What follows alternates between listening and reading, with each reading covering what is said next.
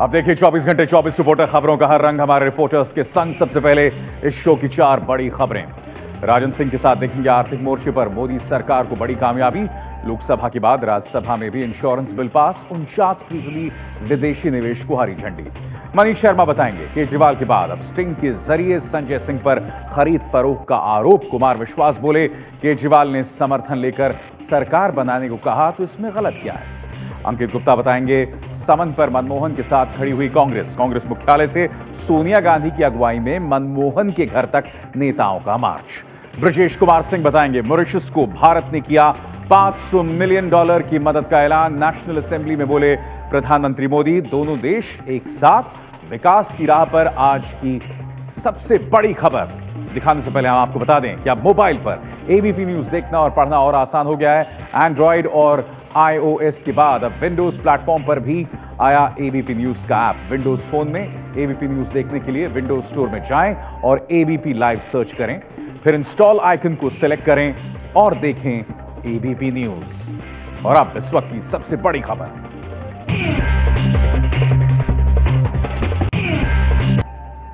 और बड़ी खबर एबीपी न्यूज पर अरविंद केजरीवाल का एक और टेप सामने आया है। आम आदमी पार्टी की मुश्किलें खत्म होने का नाम नहीं ले रही। एक के बाद एक ऑडियो टेप सामने आए हैं। अरविंद केजरीवाल का एक और ऑडियो टेप सामने आया है।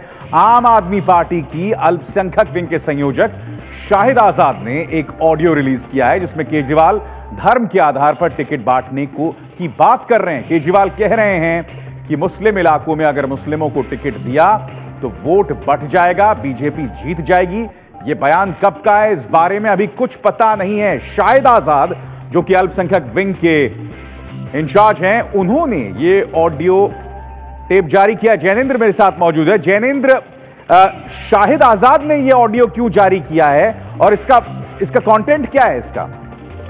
बिल्कुल अभिसार, मैंने यही सवाल उनसे किया कि आप पार्टी में हैं, फिर आप इस ऑडियो क्लिप को क्यों जारी कर रहे हैं। उन्होंने कहा कि वो ये क्लिप इसलिए जारी कर रहे हैं क्योंकि जिस तरीके से विवाद अब सामने आ गया है तमाम एंगल से, तो वो अपने तरफ से भी ये रखना चाहते हैं कि इस तरीके की बातें भी अरविंद केजरीवाल ने कही थी। हालांकि मैं थोड़ा सुधार कर दूं, ये माइनॉरिटी विंग के जनरल सेक्रेटरी खुद को क्लेम कर रहे हैं। हालांकि इसकी पुष्टि होना अभी बाकी है अभिसार, क्योंकि अभी कुछ देर पहले ये क्लिप जो है वो सार्वजनिक हुआ है और शाहिद आजाद जो खुद को माइनॉरिटी विंग का जनरल सेक्रेटरी होने का दावा कर रहे हैं वो ये लेकर के आए हैं।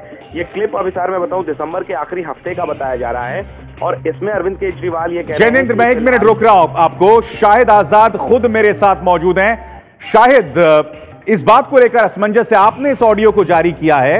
आपकी इस वक्त आम आदमी पार्टी में क्या पोजीशन है, क्या हैसियत है? मैं आम आदमी पार्टी में जनरल सेक्रेटरी हूं, माइनॉरिटी विंग का, दिल्ली स्टेट माइनॉरिटी विंग का जनरल सेक्रेटरी हूं। तो फिर आप ये टेप क्यों जारी कर रहे हैं अरविंद केजरीवाल के खिलाफ? हमने अरविंद केजरीवाल के खिलाफ नहीं किया है। हम उन सिद्धांतों की रक्षा के लिए निकले हुए हैं। हम जिन मौलिक सिद्धांतों की बात करके एक क्रांति के जरिए ये पार्टी बनी थी, एक मूवमेंट के बाद ये पार्टी बनी थी, हम उन सिद्धांतों को प्रिजर्व करने की बात कर रहे हैं। ये पार्टी कोई एनजीओ नहीं है। ये एक के अंदर लाना चाहते थे। जो राजनीतिक व्यवस्था थी उस राजनीतिक व्यवस्था को चेंज करने की हम बात कर रहे थे। अच्छा शाहिद, क्या आप हमारे दर्शकों के लिए बता सकते हैं संक्षिप्त में कि इसमें कहा क्या है उन्होंने? देखिए, ऐसा है कि जब 2013 में दिल्ली असेंबली इलेक्शन हो रहा था, उससे पहले अरविंद केजरीवाल साहब से काफी हम लोगों की डिस्कशन हुआ और अरविंद केजरीवाल साहब ने उस वक्त ये कहा कि साहब, जो भारतीय संविधान के अंदर जो है भारतीय संस्कृति की इसकी जो सबसे खूबसूरती है कि जो भारतीय संस्कृति है उसका प्रिजर्वेशन हो, जो वो कंपोजिट कल्चर है उसका रिफ्लेक्शन हो, वो सिर्फ पब्लिक के ही अंदर नहीं हो बल्कि वो कंपोजिट कल्चर जो है पार्लियामेंट और असेंबली में भी नजर आना चाहिए। और उन्होंने कहा कि जो हमें लगता है कि it has lost it's seen somewhere, जो मुस्लिम्स हैं उनका एडिक्वेट रिप्रेजेंटेशन नहीं है, तो लिहाजा मुस्लिम्स के एडिक्वेट रिप्रेजेंटेशन की उन्होंने बात की। उसको देखकर 2013 में उनकी नेकनियति भी सामने नजर आई और हमने बहुत कोशिश की। उस वक्त 7 कैंडिडेट्स अवेलेबल थे, 7 कैंडिडेट दिल्ली में दिए। टेप में क्या कहा है उन्होंने? टेप में क्या कहा है? हाँ। अब हमने जो है उनसे जब 10 सीट की बात की, जो कि इंडिया इस्लामिक सेंटर के अंदर उन्होंने जब चीफ मिनिस्टर थे पिछली इनिंग में, तो उन्होंने कहा था हम 18 सीट देंगे। जब हमने 10 सीट की बात की, माइनॉरिटी कमेटी ने एक रेजोल्यूशन दिया तो उस पर वो बौखला गए और उन्होंने माइनॉरिटी कमेटी की मीटिंग के अंदर 24 दिसंबर को ये साफ कहा कि साहब मुसलमानों का तो सिर्फ एक कंसर्न है कि किसी भी तरह से मोदी को रोकना। कोई 10 सीट और 11 सीट की बात नहीं है, और कौन देता है, कोई नहीं देगा, वो सब हार जाएंगे। तो ये जो इनका जो चेंज हुआ है, ये बेसिकली पार्लियामेंट के इलेक्शन के बाद इन्होंने सारे सिद्धांतों को छोड़ दिया। इनका सिर्फ एक रह गया कि विनेबिलिटी ही एक क्राइटेरिया रहेगी। Anyhow we have to gain the power. चलिए, हम डेड अगेंस्ट है। चलिए, हम सिद्धांतों पे, अपने आइडियाज पे कभी कॉम्प्रोमाइज नहीं कर सकते हैं। चलिए, बहुत बहुत शुक्रिया आपका शाहिद आजाद, जो कि कह रहे थे कि वो आम आदमी पार्टी के जनरल सेक्रेटरी हैं अल्पसंख्यक विंग के, और उन्होंने एक ऑडियो टेप रिलीज किया है जिसमें अरविंद केजरीवाल, जैसे कि वो बता रहे थे कि मुसलमानों को टिकट देने का क्या नुकसान हो सकता है, ये उस ऑडियो में कहते हुए उद्धृत किए जा रहे हैं। आम आदमी पार्टी के नेता संजय सिंह पर कांग्रेस के पूर्व विधायक आसिफ मोहम्मद का आरोप। कहा, संजय सिंह ने की थी खरीद फरोख्त की कोशिश, बातचीत रिकॉर्ड करने का भी दावा। आसिफ का दावा है कि संजय सिंह के साथ उनकी ये बातचीत 2014 में दिल्ली विधानसभा भंग होने से 1 महीने पहले हुई थी। हमसे कहा कि देखिए, अब एक ऑप्शन ये है कि आप रिवोट कर दीजिए, क्योंकि आप 4 मुस्लिम एमएलएज हैं और कहीं बीजेपी फॉर्म ना कर ले गवर्नमेंट। बीजेपी को रोकने के लिए मुसलमानों की जिम्मेदारी है कि वो आम आदमी पार्टी की गवर्नमेंट बनाएं, और हम आपको मेरे लिए कहा कि आसिफ साहब, हम आपको एक मिनिस्टर बना देंगे, और बाकी जो एमएलए आएंगे 5 और, अगर आप 6 लेकर आते हैं पार्टी से रिवोट करके, तो उन 5 एमएलए को हम किसी ना किसी बोर्ड में अध्यक्ष, हम बोर्ड का चेयरमैन बना देंगे। आपसे हम कमिटमेंट कर रहे हैं। आसिफ ने कहा कि संजय सिंह इस बात से इनकार करेंगे तो वो स्टिंग सबके सामने ले आएंगे। आसिफ मोहम्मद ने यह भी दावा किया है कि इसी सिलसिले में मनीष सिसोदिया ने भी एक बार उनसे मुलाकात की थी। पहली चीज तो उनको कहिए कि वो स्टिंग अपनी जारी करें। बेचारे 6 महीने से तो कह रहे हैं यही बात, आप लोगों के सामने बार बार कह रहे हैं कि हमारी मुलाकात मनीष सिसोदिया से हुई, हमारी मुलाकात संजय सिंह से हुई। धमकाने के अंदाज में कहते हैं ये जारी कर दूंगा। उनसे जारी तो कराइए पहले। आपके पूर्व विधायक राजेश गर्ग की कथित ऑडियो सीडी पर आम आदमी पार्टी के वरिष्ठ नेता कुमार विश्वास ने दिया है जवाब। कुमार विश्वास ने माना है कि राजेश गर्ग ने ये सीडी उन्हें दी थी, लेकिन साथ ही उन्होंने ये आरोप भी लगाया कि वो इसके जरिए पार्टी को ब्लैकमेल करना चाहते थे। टिकट मांगने के लिए उन्होंने ब्लैकमेल करने की कोशिश की थी। उन्होंने उसी समय मैंने पार्टी को उनका वो जो कथित बातचीत है उसको फॉरवर्ड भी कर दिया था और उनसे कह दिया था कि जो आपका मन करे वो करिए, टिकट तो हम किसी दबाव में देंगे। और उसमें क्या स्टिंग है, उसमें क्या कह रहे हैं अरविंद, क्या कह रहे हैं उसमें? यही तो कह रहे हैं कि एक अलग दल बना के बाहर से हमें समर्थन दें, हम सरकार बनाना चाहते हैं, यही तो कह रहे हैं। तो सरकार, जब आप चुनाव लड़ते हैं तो आप भागवत कथा करने के लिए थोड़ी लड़ते हैं, सरकार बनाने के लिए लड़ते हैं। अरविंद सरकार छोड़ दें तो भगोड़े भाग गए, बनाने की कोशिश करें, देखो ये बनाने की कोशिश कर रहे थे। दिल्ली के डिप्टी सीएम मनीष सिसोदिया ने इस कथित ऑडियो सीडी पर कुछ भी कहने से इनकार कर दिया है। पार्टी से बात करिए, पार्टी सारी बात रख रही है, पार्टी सारी बात रख रही है। ये गवर्नमेंट की मीटिंग है, गवर्नमेंट के बिहाफ पे मैं यहाँ पे आया हूँ, तो मुझे गवर्नमेंट की बात। इस पूरे विवाद के केंद्र में खुद दिल्ली के सीएम अरविंद केजरीवाल सवालों के घेरे में हैं, लेकिन वो फिलहाल बेंगलुरु में प्राकृतिक चिकित्सा करा रहे हैं। मैंने पार्टी से कभी टिकट नहीं मांगा। जुलाई में मैंने लिख कर दिया था कि मैं चुनाव लड़ना नहीं चाहता, और जो कुमार विश्वास कह रहे हैं वो 100% झूठ कह रहे हैं, क्योंकि मैंने 17 फरवरी को उनको सीडी, जो ऑडियो टेप की जो बात हो रही है, वो उनको ईमेल की है। मतीन जी, जो ये ऑडियो क्लिपिंग को लेके घमासान चल रहा है, उसमें ये बात भी हो रही है कि कांग्रेस के 6 विधायकों को तोड़ने की बात कहीं ना कहीं थी, और कुछ मुस्लिम विधायक भी थे उसके अंदर, जिन्हें कांग्रेस से निकलकर आम आदमी पार्टी में लाने की कहीं ना कहीं उसके अंदर बात चल रही थी। कैसे लेते हैं इस ऑडियो क्लिप को आप? ऑडियो क्लिप तो बिल्कुल सच है, जो राजेश गर्ग से केजरीवाल जी को कहते हुए दिखाया गया है कि कांग्रेस के लोगों को आप तोड़िएगा, 6 लोगों को तोड़िएगा। तो राजेश गर्ग ने हमसे बात की थी, और राजेश गर्ग ने ये भी कहा कि आप हमारी सरकार बनवा दो, हम सरकार में आपको एडजस्ट करेंगे और मिलजुल कर सरकार चलाएंगे। तो राजेश गर्ग अपने बेस पे तो कह नहीं सकते, पार्टी हाईकमान ने उनको कहा है, तभी उन्होंने हमसे बात की है। कोयला घोटाले में समन मिलने के बाद पूर्व प्रधानमंत्री मनमोहन सिंह के साथ खड़ी हुई कांग्रेस अध्यक्षा सोनिया गांधी ने मनमोहन सिंह से मुलाकात कर उनको हर हाल में हर कदम पर साथ देने का भरोसा दिलाया। मनमोहन सिंह को अपना समर्थन जाहिर करने के लिए कांग्रेस अध्यक्ष सोनिया गांधी की अगुवाई में पार्टी नेताओं ने निकाला मार्च में कांग्रेस नेता दिग्विजय सिंह, गुलाम नबी आजाद, आनंद शर्मा, राजीव शुक्ल, मल्लिकार्जुन खड़गे, जयराम रमेश समेत कई बड़े नेता शामिल हुए। सोनिया के घर पहुंचने पर मनमोहन सिंह और उनकी पत्नी ने उनका हाथ जोड़कर अभिवादन भी किया। Party is fully behind it and we shall fight this not only legally but with all other means at our command. पूर्व प्रधानमंत्री मनमोहन सिंह को कल दिल्ली की पटियाला हाउस कोर्ट ने कोयला घोटाले में आरोपी के तौर पर समन भेजकर 8 अप्रैल को अदालत में पेश होने का आदेश दिया है। मार्च के दौरान कांग्रेस के कई बड़े दिग्गज नेता भी शामिल रहे। इन नेताओं ने भरोसा दिलाया है कि मनमोहन सिंह बेकसूर हैं। आनंद शर्मा ने कहा कि मनमोहन सिंह की ईमानदारी, उनकी निष्पक्षता पर कोई सवाल नहीं उठा सकता। पूरा कांग्रेस का नेतृत्व, सब सांसद यहाँ पर आए हैं अपनी एकजुटता डॉक्टर मनमोहन सिंह जी को बताने के लिए, और ये जो भी कोई आरोप है वो बेबुनियाद है। डॉक्टर मनमोहन सिंह जी की सच्चाई खुलकर सामने आएगी, इसका हमें पूरा यकीन है, और जो ये घटनाक्रम हुआ है उस पर हमको आक्रोश है। कांग्रेस ने मनमोहन सिंह को सम्मन भेजने के खिलाफ कानूनी लड़ाई लड़ने का फैसला किया है। बीजेपी ने पूर्व प्रधानमंत्री मनमोहन सिंह के समर्थन में एकजुटता दिखाते हुए कांग्रेस के कदम को घड़ियाली आंसू बताया है। बीजेपी ये भी कह रही है कि मनमोहन सिंह को सारी बातें पता है और कांग्रेस अपने को बचाने के लिए ही उनके समर्थन में उतरी है। कांग्रेस ने घोटाला किया, दस्तखत मनमोहन जी से करवाए और अब उनके घर जाकर एकजुटता दिखाते, ये घड़ियाली आंसू है। ये जो जुलूस निकाला गया है ये तो अलोकतांत्रिक है, वही प्रकार का जुलूस है जो नागालैंड में जेल के अंदर घुस के किसी की हत्या की। कानून का प्रक्रिया होती है, उसका मर्यादा है। आज जो कांग्रेस ने जुलूस निकाली है ये तो अपने बचाव के लिए की है, क्योंकि मनमोहन सिंह को सारी बातें पता है। सुब्रमण्यम स्वामी ने तो ये भी दावा किया कि कोयला खदानों के आवंटन में कांग्रेस अध्यक्ष सोनिया गांधी सीधे सीधे शामिल हैं। समन मिलने के बाद पार्टी की ओर से एकजुटता दिखाने पर पूर्व प्रधानमंत्री मनमोहन सिंह ने कहा है कि उन्हें खुशी है कि पार्टी उनके साथ मजबूती से खड़ी है।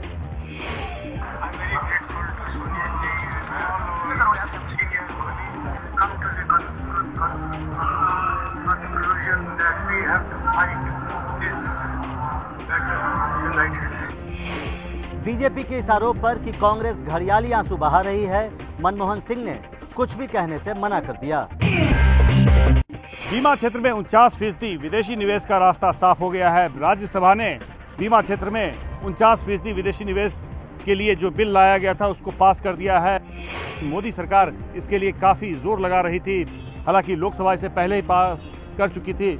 इस बिल को पहले यूपीए के शासनकाल में लाया जाने वाला था और उस वक्त ही 49% विदेशी निवेश के लिए बाकायदा बिल लाया गया था, लेकिन उस वक्त नहीं पास हो सका था और लेफ्ट पार्टीज और तमाम जो पार्टियां हैं उन्होंने विरोध किया था। आज भी जब राज्यसभा में ये बिल लाया गया था तो उस वक्त समाजवादी पार्टी, तृणमूल कांग्रेस के साथ साथ बीएसपी ने भी वॉकआउट किया था। कांग्रेस भी इसके समर्थन में थी। कांग्रेस के जो संशोधन थे उसको भी मान लिया गया था। वॉइस वोट से इस बिल को पास कराया गया है और अब ये विदेशी निवेश का रास्ता बीमा क्षेत्र में साफ हो गया है। बीमा बिल का पास होना आर्थिक सुधारों की दृष्टि से बड़ा कदम है। माना जा रहा है कि इससे सरकार को विदेश से बड़ी रकम मिल सकती है, जिसका इस्तेमाल इंफ्रास्ट्रक्चर के क्षेत्र में किया जा सकता है। अब नजरें लैंड बिल, कोयला बिल और माइंस बिल पर है, जो सरकार की आर्थिक नीतियों को आगे ले जाने में बड़ी भूमिका निभा सकते हैं। लेकिन महंगाई के मोर्चे पर सरकार के लिए थोड़ी बुरी खबर है। आज जारी हुए ताजा आंकड़ों में महंगाई में थोड़ी बढ़ोतरी हुई है।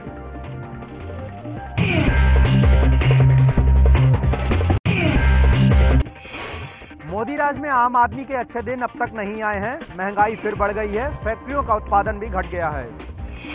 जिस महंगाई पर मनमोहन सिंह सरकार को कोस कर बीजेपी सत्ता में आई, अब वही महंगाई खुद उस पर भी भारी पड़ रही है। खाने पीने का सामान लगातार महंगा हो रहा है। देश का औद्योगिक उत्पादन भी गिर रहा है। कंज्यूमर प्राइस आधारित रिटेल महंगाई दर जनवरी के 5.19% से बढ़कर 5.37% हो गई है। खाने पीने की चीजों की महंगाई दर 6.79% हो गई है, जनवरी में ये दर 6.06% रही थी।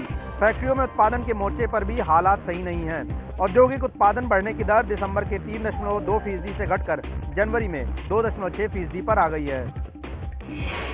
हालांकि मैन्युफैक्चरिंग विकास की दर महीने के आधार पर जनवरी के 2.1% से बढ़कर 3.3% हो गई है। केंद्र की मोदी सरकार के खिलाफ कांग्रेस ने आज पूरे यूपी में जगह जगह रेल रोको आंदोलन किया। ये तस्वीरें राजधानी लखनऊ की है, जहां कांग्रेसी कार्यकर्ताओं ने पूर्व प्रदेश अध्यक्ष रीता बहुगुणा की अगुवाई में ट्रेनों को 15 मिनट तक रोके रखा।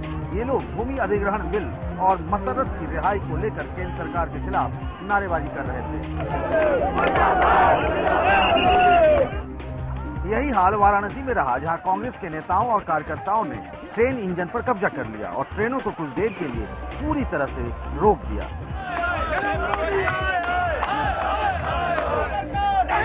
दिल्ली के करीब गाजियाबाद में भी कांग्रेस कार्यकर्ताओं ने जमकर हंगामा किया और ट्रेनें रोक दी। प्रधानमंत्री नरेंद्र मोदी इस बार रेडियो पर प्रसारित होने वाले मन की बात कार्यक्रम में देश के किसानों से बात करेंगे। इसके लिए प्रधानमंत्री ने किसानों से सुझाव भी मांगे हैं। प्रधानमंत्री नरेंद्र मोदी ने आकाशवाणी पर प्रसारित होने वाले अपने कार्यक्रम मन की बात की जानकारी ट्विटर पर दी है। उन्होंने ट्विटर पर लिखा है, 22 मार्च को मैं अपने किसान भाइयों और बहनों के साथ मन की बात करूंगा। मैं किसान मित्रों की बातें जानना चाहता हूं और चाहता हूं कि वो मुझे खत लिखें। पता है AIR आकाशवाणी भवन, संसद मार्ग, नई दिल्ली 110001। आप अपने सुझाव मुझे www.mygov.in पर भी भेज सकते हैं। इस समय भूमि अधिग्रहण बिल को लेकर सरकार विपक्ष के निशाने पर है। ऐसे में ये देखना खासा दिलचस्प होगा कि आखिर प्रधानमंत्री भूमि अधिग्रहण बिल के संबंध में किसानों से क्या बात करते हैं, उन्हें किस तरह समझाते हैं। मॉरिशस की नेशनल असेंबली को संबोधित किया प्रधानमंत्री नरेंद्र मोदी ने। यहाँ पर भारतीय समय के हिसाब से दोपहर 1:15 से 1:30 बजे के बीच प्रधानमंत्री मोदी ने मॉरिशस की नेशनल असेंबली के विशेष सत्र को संबोधित किया। अपने भाषण में प्रधानमंत्री ने मॉरिशस को भारत का सबसे करीबी रणनीतिक सामरिक सहयोगी करार दिया। साथ में ये भी कहा कि दोनों ही देशों में स्थायी सरकार बनी है और दोनों ही देश एक साथ मिलकर न सिर्फ हिंद महासागर में सुरक्षा को मजबूत करेंगे बल्कि विकास के रास्ते पर भी आगे बढ़ेंगे। Work together for our shared objective to avoid the abuse of our double taxation avoidance convention. I thank you for your support. दरअसल मॉरिशस की इस नेशनल असेंबली को संबोधित करने वाले मोदी चौथे भारतीय प्रधानमंत्री बन गए हैं। सबसे पहले इंदिरा गांधी ने इस नेशनल असेंबली को संबोधित किया था।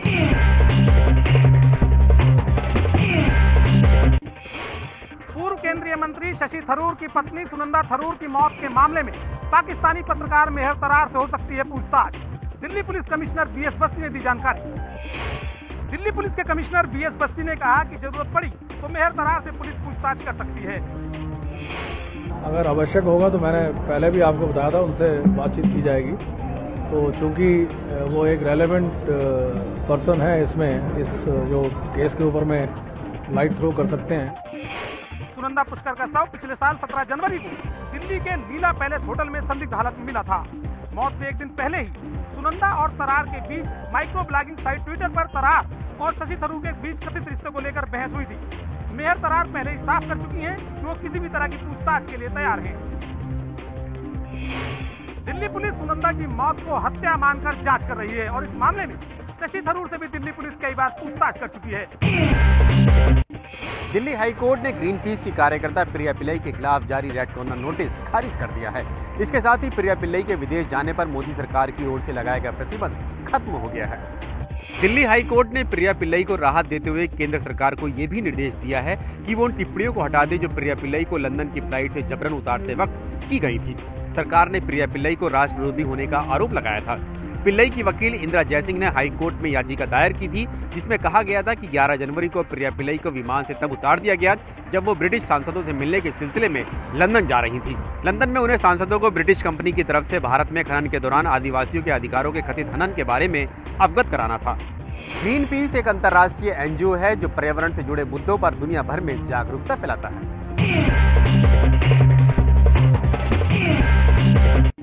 विश्व कप के ग्रुप बी के मैच में दक्षिण अफ्रीका की शानदार जीत यूएई को 146 रन से हराया। न्यूजीलैंड के वेस्टपैक स्टेडियम में खेले गए अपने आखिरी लीग मैच में दक्षिण अफ्रीका ने पहले बल्लेबाजी करते हुए 50 ओवर में 6 विकेट के नुकसान पर 341 रन बनाए। जवाब में यूएई की टीम 47.3 ओवर में 195 रनों पर सिमट गई। दक्षिण अफ्रीका की तरफ से एबी डिविलियर्स ने 99 रन बनाए और 2 विकेट लिए। शानदार फॉर्म में चल रहे डिविलियर्स ने अपने नाम एक और रिकॉर्ड दर्ज किया। 20 छक्कों के साथ डिविलियर्स वर्ल्ड कप में सबसे ज्यादा छक्के लगाने वाले बल्लेबाज बन गए हैं। इस जीत के साथ दक्षिण अफ्रीका ग्रुप बी में दूसरे स्थान पर पहुंच गई है और क्वार्टर फाइनल में अपनी जगह पक्की कर ली है। कर्नाटक की टीम लगातार दूसरी बार रणजी की चैंपियन बन गई है। फाइनल में कर्नाटक ने तमिलनाडु को पारी के अंतर से हराया।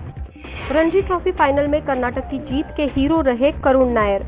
मैच में नायर ने रिकॉर्ड 328 रन बनाए।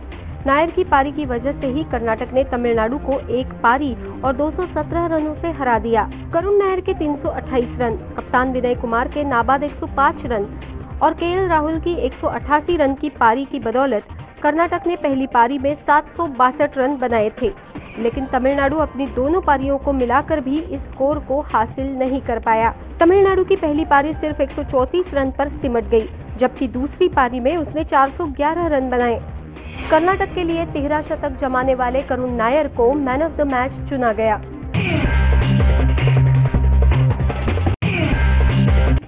अमेरिका की स्मार्टफोन निर्माता कंपनी इनफोकस ने भारत में लॉन्च किया अपना पहला स्मार्टफोन। भारतीय बाजार में कीमत 4,999 रुपए। इनफोकस M2 में 8 मेगापिक्सल का शानदार फ्रंट और बैक कैमरा है। साथ ही बैक कैमरे में BSI सेंसर लगा है जो फोटो में white balance, face recognition, beauty shots जैसे इफेक्ट्स का ध्यान रखता है। 4.2 इंच की स्क्रीन वाले इनफोकस M2 फोन में 1.3 गीगाहर्ट्ज का क्वाड कोर मीडियाटेक प्रोसेसर लगा है। साथ ही इसमें 1 GB रैम और 8 GB इंटरनल मेमोरी है। इनफोकस कंपनी की मोबाइल हैंडसेट फॉक्सकॉन बनाती है जो एप्पल और सैमसंग जैसी बड़ी कंपनियों के हैंडसेट्स भी कंपनी बनाती है। 24 घंटे 24 रिपोर्टर में बस इतना ही, मगर इन 3 बड़ी खबरों पर हमारी निगाह लगातार बनी रहेगी। प्रधानमंत्री मोदी मॉरिशस श्रीलंका जाएंगे। आरएसएस के 3 दिन की बैठक और उत्तर प्रदेश के भट्टा परसौल में कांग्रेस का आंदोलन।